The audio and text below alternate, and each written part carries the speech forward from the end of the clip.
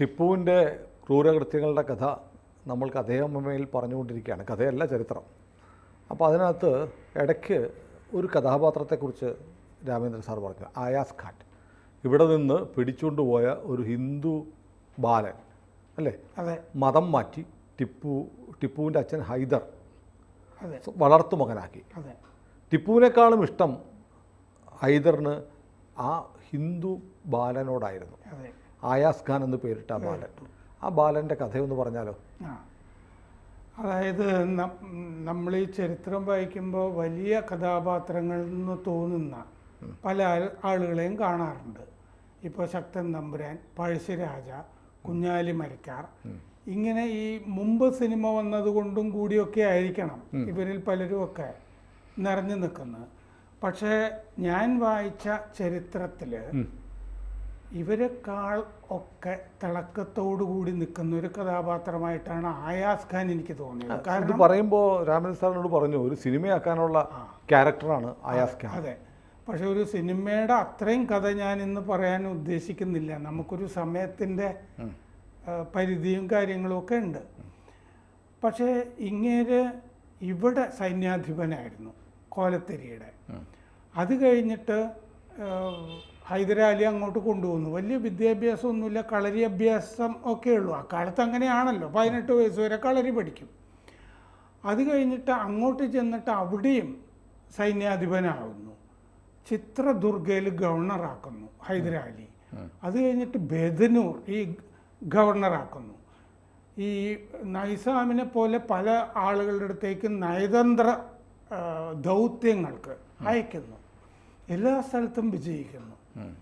എന്നിട്ട് ഈ ഗവർണർ എന്നൊക്കെ പറയുമ്പോൾ ഒരു കോട്ട തന്നെ കൈവശമൊക്കെ ഉണ്ട്.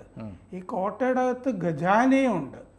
ഞാൻ നോക്കുമ്പോൾ ഈ നമ്മളൊക്കെ ഇന്ന് തന്നെ കൈകാര്യം ചെയ്യുന്നതിനേക്കാൾ കൂടുതലൊക്കെ പണം അന്ന് ആയാസ് ഖാൻ കൈകാര്യം ചെയ്യുന്നുണ്ട്. ആയാസ് ഖാൻ ജീവിച്ചിരുന്ന കാലത്ത് അങ്ങനെ ഒരു മലയാളി എന്തായാലും വേറെ ഇല്ല. ആയാസ് ഖാന്റെ സ്ഥലം എവിടെയാ ഒറിജിൻ? അത് കണ്ണൂര്, അതൊന്നും മാവില, ആ ഭാഗത്ത്. മുൻഭാഗം കേൾക്കാത്തവർക്ക് വേണ്ടി അവിടെ തൊട്ട് തുടങ്ങാം ഞാൻ. പക്ഷേ ഈ സത്ത പറയുക ഇയാൾ ആരാണ് എന്താണെന്നുള്ളത്. എന്നിട്ട് അങ്ങനെ ഉള്ളൊരു പദവിയിൽ നിന്ന് അയാൾ സ്വയം അനാഥത്വത്തിലേക്ക് വരികയാണ്. അത് വരുന്ന എപ്പോഴാന്ന് വെച്ച് കഴിഞ്ഞാൽ ടിപ്പു അധികാരം ഏൽക്കുമ്പോൾ. ടിപ്പുവിന് അസൂയായിരുന്നു അല്ലേ? അസൂയയാണ്, ഭയവും. അപ്പോൾ ടിപ്പു പിന്നെ ഇയാൾ ഈ രാജ്യം തന്നെ കൈയടക്കുമോ ഹൈദർ മരിച്ച ശേഷം? കാരണം പൊന്നാനിയിലാണ് ഹൈദർ മരിക്കുമ്പോൾ ടിപ്പു ഉള്ളത്. അപ്പോൾ ചെല്ലുമ്പോഴേക്കും സംഗതി മുഴുവൻ മാറുമെന്നുള്ള ഭയമൊക്കെ ഉണ്ട്.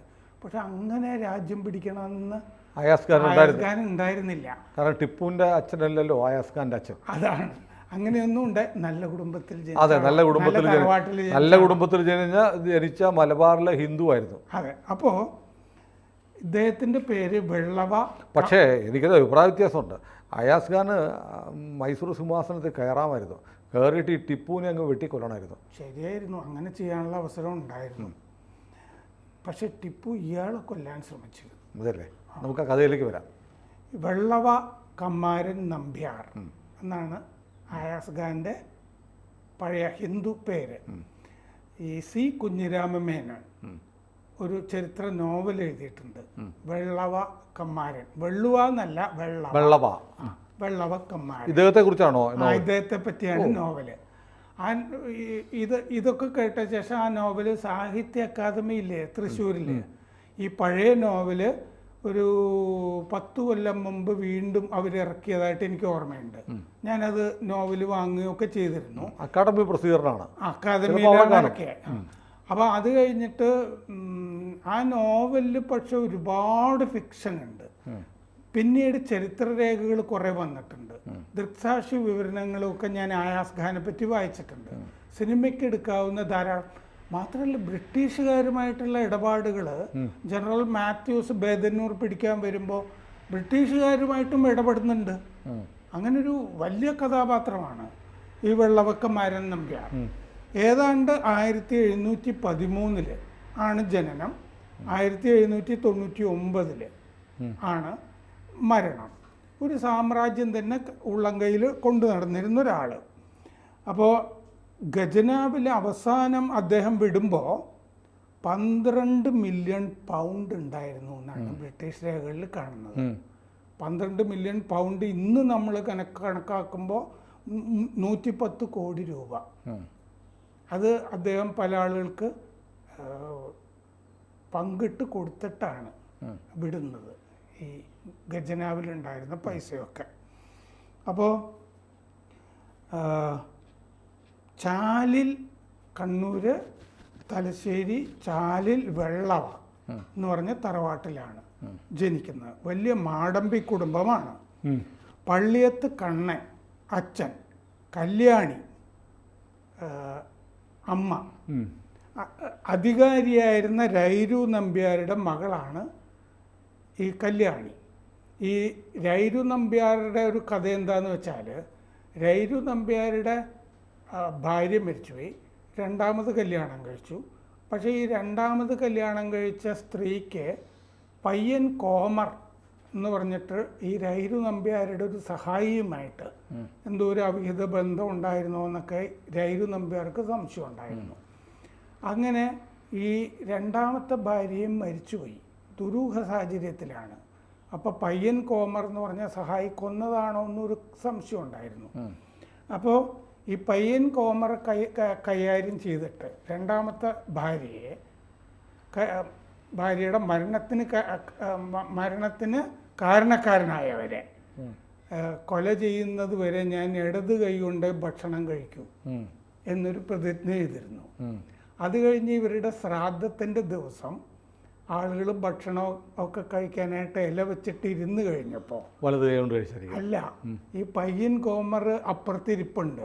ഈ പയ്യൻ കോമറിന്റെ അടുത്തേക്ക് പോയിട്ട് ഇവന് കുത്തി മലർത്തിയ ശേഷം അയാളുടെ ചോര എടുത്തിട്ട് ഇപ്പുറത്ത് ആ രൈരു നമ്പ്യാരുടെ ഇലയുടെ അവിടെ രൈരു നമ്പ്യാർ വന്നിട്ട് ഈ ചോര കൊണ്ട് ചോറ് കുഴച്ചിട്ട് വലുതൈ കൊണ്ട് ഉരുള കഴിക്കുക. ഓ, വലിയ ഭയങ്കര സീനാണല്ലോ, സിനിമാറ്റിക്കാണ്. അപ്പോൾ അങ്ങനത്തെ ഒരു കഥാപാത്രമാണ് ഈ രൈരു നമ്പ്യാർ, ഈ കുടുംബത്തിലെ കാരണവരൊക്കെ ആയിരുന്ന ആള്. അത് കഴിഞ്ഞ് ഈ രൈരു നമ്പ്യാരുടെ തുടർന്നുള്ള, കാരണം ആ സമയത്ത് ഈ പ്രതിയായിട്ട് രാജാവ് പിടിക്കുകയാണല്ലോ, പിന്നെ ആ സ്വത്ത് കണ്ടുകെട്ടുക, അങ്ങനത്തെ പരിപാടിയൊക്കെയാണ് അന്നത്തെ. ഇന്ന് നമ്മുടെ യോഗി ആദിത്യനാഥ് ചെയ്യുന്ന പോലത്തെ പരിപാടികളൊക്കെയാണ്. സ്വത്ത് കണ്ടുകെട്ടൽ, ഇങ്ങനത്തെ പരിപാടികളൊക്കെ നടക്കുന്നുണ്ട് ആ കൂട്ടത്തിൽ. ആദ്യ ശ്രാദ്ധം കഴിഞ്ഞിട്ടുള്ള പിറന്നാളിലാണ് ഇത്. തലശ്ശേരി, അന്നത്തെ തലശ്ശേരി അധികാരി മാവില ചന്തു നമ്പ്യാർ, ആ ചന്തു നമ്പ്യാരാണ് ഈ രൈരു നമ്പ്യാരുടെ സ്വത്തൊക്കെ കണ്ടുകെട്ടുന്നതും ഒക്കെ. ഈ ഒരുപാട് വർഷങ്ങൾക്ക് ശേഷം അനാഥത്വത്തിൻ്റെയൊക്കെ സമയത്ത് തലശ്ശേരിയിൽ സ്വത്ത് വീണ്ടെടുക്കാനായിട്ട് ആയാസ് ഖാൻ ഈ മാവിലാൻ കുന്നിൽ വരുന്നുണ്ട്. ഏറ്റവും ഒടുവിലെ ഘട്ടത്തിൽ ആയാസ് ഖാനൊക്കെ ആയ ശേഷം, അത് 1783 സെപ്റ്റംബറിലാണ് കോലത്തിരി രാജാവ് വന്ന് ആയാസ് ഖാനെ കാണുന്നൊക്കെ ഉണ്ട്. ചില കാര്യങ്ങൾ ഈ രൈരു നമ്പ്യാർ ചെയ്യാൻ ഏൽപ്പിച്ചിരുന്നു. അങ്ങനെ തിരിച്ചു വന്നിട്ട് ആയാസ് ഖാൻ ആയിരിക്കെ തന്നെ ഒരു ശിവക്ഷേത്രം അവിടെ പണിയുന്നുണ്ട്. ഏറ്റവും ഒടുവിൽ തിരിച്ചു വന്നിട്ട് ബ്രാഹ്മണർക്ക് ദാനം കൊടുക്കുന്നുണ്ട്. കാരണം ഈ രൈരു നമ്പ്യാർ ഈ ഇടത് കൊണ്ട് ഭക്ഷണം കഴിക്കുന്ന കാലത്ത് ഭ്രാന്ത് ഭാവിച്ചിരുന്നു. അവസാനം ഈ സംഭവം നടന്ന ശേഷം ഈ ആയാസ് ഖാനോട്, വെള്ളവക്കന്മാരനോട് പറയുന്നുണ്ട്, ഞാൻ ആ ഭ്രാന്ത് അഭിനയിച്ചതാണ് അവനെ കൊല്ലാൻ വേണ്ടി എന്ന് പറയുന്നുണ്ട്. എന്നിട്ട് കുറച്ച് കാര്യങ്ങൾ പറഞ്ഞ് ഏൽപ്പിക്കുന്നുണ്ട്. അതിൽ പെട്ടതാണ് ഈ ദാനം ചെയ്യണം, ശിവക്ഷേത്രം പണിയണം എന്നൊക്കെ. അത് അവസാന കാലത്ത് ചെയ്യുന്നുണ്ട്. അപ്പോൾ ഹൈദരാലി ഈ കോലത്തിരി നാട്, ബേദനൂര് ഇതൊക്കെ പിടിക്കുന്ന ആ കാലഘട്ടത്തിലാണ് ഹൈദരാലി കൊണ്ടുപോകുന്നത്. അവിടെ നിന്ന് ഒരുപാട്, എവിടെ നിന്നാണ് കൊണ്ടുപോകുന്നത്? ഈ കോലത്തിരി നാട്ടിൽ നിന്ന്. കാരണം അവിടെ സൈന്യാധിപനാണല്ലോ ഇയാള്. അവിടെ കുറെ നായന്മാരെ പിടിച്ച് ശ്രീരംഗപട്ടണത്തിലേക്ക് കൊണ്ടുപോയി ഒരുപാട് ആളുകളെ കൊലപ്പെടുത്തുന്നത്. അതായത് കൊലപ്പെടുത്തുന്നു എന്ന് പറഞ്ഞാൽ ഈ ഇസ്ലാമിലേക്ക് ചേരാൻ വിസമ്മതിച്ചവരെ കൊലപ്പെടുത്തുക, അല്ലാത്തവർക്ക് മറ്റേ ഇസ്ലാം വിധിക്കുക, പിന്നെ മുസ്ലിം സ്ത്രീകളെ നിക്കാഹ് ചെയ്യണമെന്ന് നിർബന്ധിക്കുക, അങ്ങനത്തെ പരിപാടികളൊക്കെ ടിപ്പുവിനുണ്ടല്ലോ. അപ്പോൾ അങ്ങനെ ഹൈദരാലി 1763 ബേദനൂർ പിടിക്കുന്നുണ്ട്. മംഗലാപുരത്തിൻ്റെ ഒക്കെ അടുത്തുള്ളത്. അന്നത്തെ എന്താണ് നാട്ടുരാജ്യം ആണ് ബേദനൂർ എന്ന് പറയുന്നത്. അത് പിടിക്കുന്നുണ്ട്. 1732 ജനുവരിയിൽ ബേദനൂർ രാജാവ് സോമശേഖര നായിക്ക് കോലത്തുനാട് ആക്രമിക്കുന്നുണ്ട്. അങ്ങനത്തെ കുറേ ചരിത്രങ്ങളുണ്ട്. അപ്പോൾ ഈ ഇടഞ്ഞു നിൽക്കുന്ന വടക്കേ ഇളങ്കൂറിനെ കോലത്തിരി അയാളെ വളപൊട്ടണം കോട്ടയിൽ കമ്മു എന്നാണ് അന്ന് വിളിക്കുന്നത്. വെള്ളുവക്കന്മാരൻ നമ്പ്യാരെ കമ്മു തടവിലാക്കുന്നുണ്ട്. അത് കഴിഞ്ഞ് ബേദനൂരിലേക്ക് തലശ്ശേരിയിൽ നിന്നൊരു ഉടമ്പടിയുമായിട്ട് ഇക്കേരി രാജാവിൻ്റെ അടുത്തേക്ക് ഉടമ്പടിയുമായിട്ട് കമ്മുവിനെ അയക്കുന്നുണ്ട്.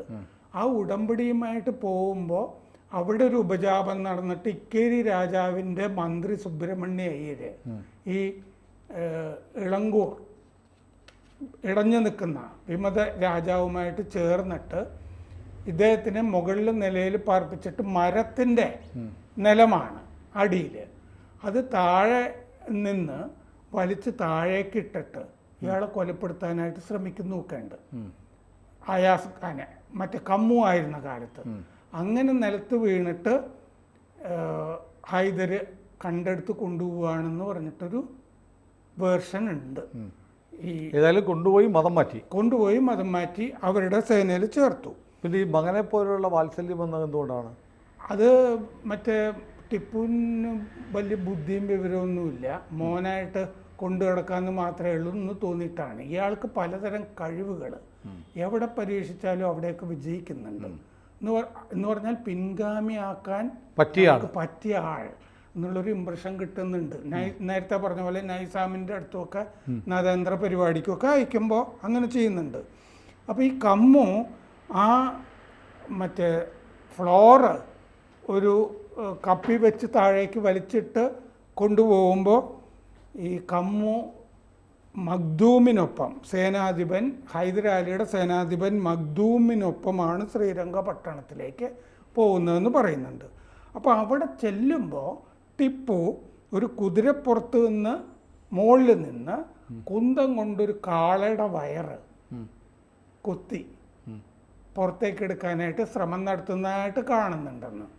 അപ്പോൾ ആയാസ് ഖാൻ എന്ത് ചെയ്തു എന്ന് വെച്ച് കഴിഞ്ഞാൽ ടിപ്പുവിൻ്റെയും കാളയുടെയും നടുവിലേക്ക് കുതിരയുടെ ടിപ്പു കുതിരപ്പുറത്ത് കാള രണ്ടിൻ്റെയും നടുവിലേക്ക് ആയാസ് ഖാൻ കുതിരയെ കയറ്റി നിർത്തി പോരിന് വിളിച്ചു എന്നാണ്. അന്നു മുതൽ ഇവർ തമ്മിൽ ശത്രുതയിലെ.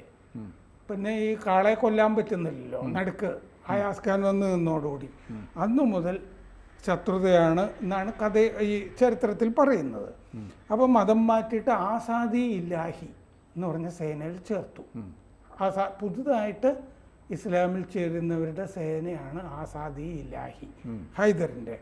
French navy captain Bertrand Francois Mahe de la Bourdonnais ആണ് ഇദ്ദേഹത്തിന് ഈ മറ്റേ പടപ്പുറപ്പാടും പോരും ഒക്കെ പഠിപ്പിക്കുന്നത്. ഹൈദരാലി അങ്ങേരെ ഏൽപ്പിക്കുകയാണ്, ഒരു ഫ്രഞ്ച് ക്യാപ്റ്റൻ, സേനയിലുള്ള ഫ്രഞ്ച് ക്യാപ്റ്റനെ. ബർട്രാൻഡ് ഫ്രാങ്സ്വാ മാഹി ഡില എന്ന് ശ്രദ്ധിച്ചില്ലേ? ഇദ്ദേഹത്തിൻ്റെ പേരിൽ നിന്നാണ് മാഹിക്ക് ആ പേര് കിട്ടുന്നത്. ഇദ്ദേഹം അവിടെയൊക്കെ സേനാധിപനായ ഗവർണറൊക്കെ ആയിരുന്നതിൻ്റെ ഓർമ്മയിലാണ് ആ പേര് മാഹിക്ക് പേര് വരുന്നത്. ദുഷ്കരമായ ദൗത്യങ്ങൾ ഒക്കെ ചെയ്തിട്ടാണ് ചിത്രദുർഗയിൽ ഗവർണറാക്കുന്നത്.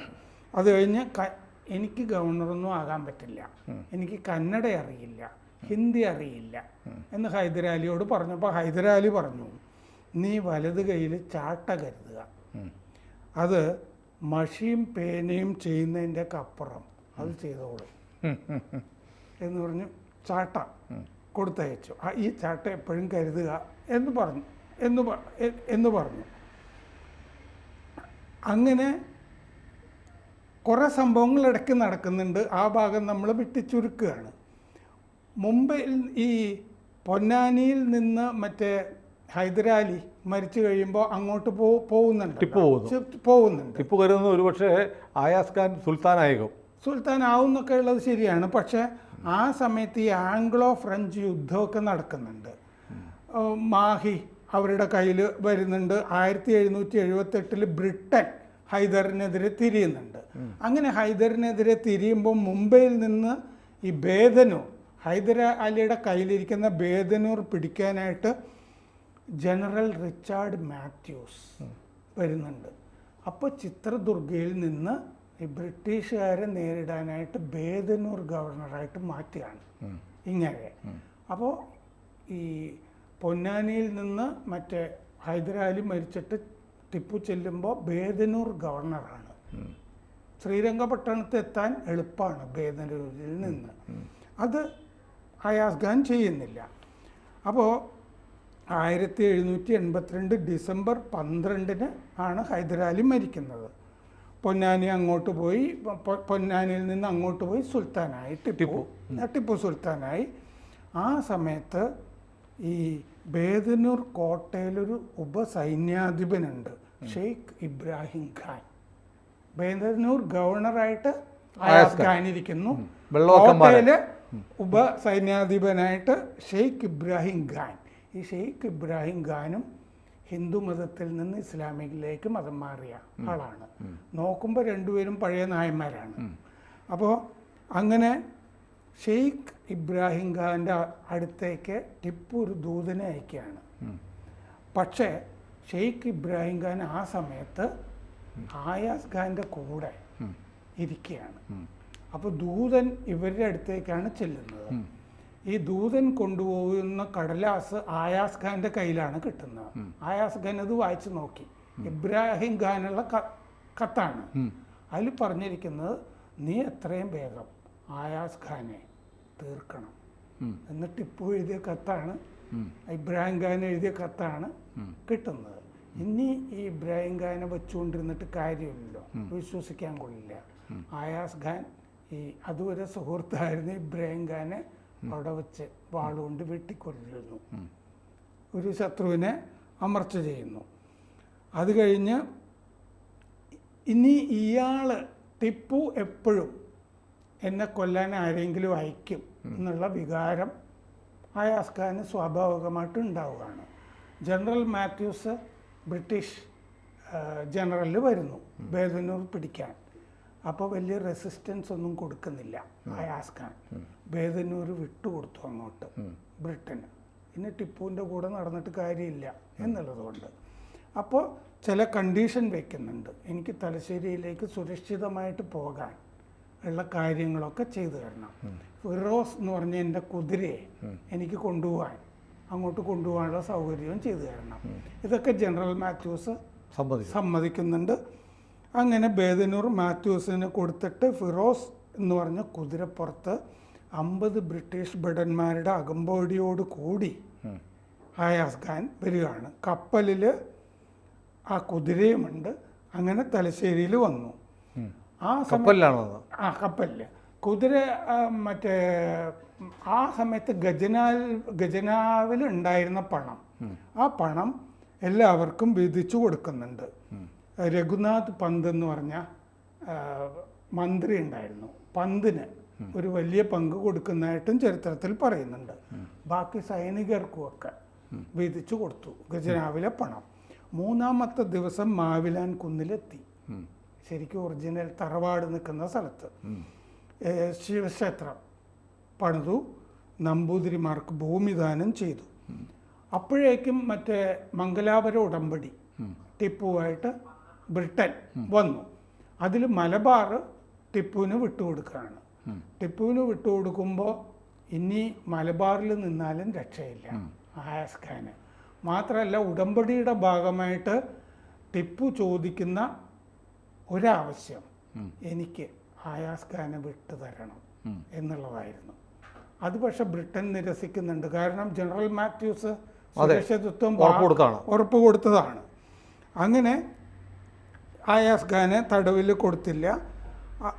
അത് കഴിഞ്ഞ് കോട്ടയത്ത് നിന്ന് നായന്മാരെ, കണ്ടീഷനാണ് ടിപ്പുവിൻ്റെ, കോട്ടയത്ത് നിന്ന് നായന്മാരെ പാലക്കാട്ടേക്ക് ആട്ടിപ്പായിക്കൂ എന്ന് MM ലാലി മറ്റേ ഫ്രഞ്ച് സൈന്യാധിപനോട് പറയുന്നുണ്ട്. മിർ അസ്രലി ഖാനോട് പറയുന്നുണ്ട്.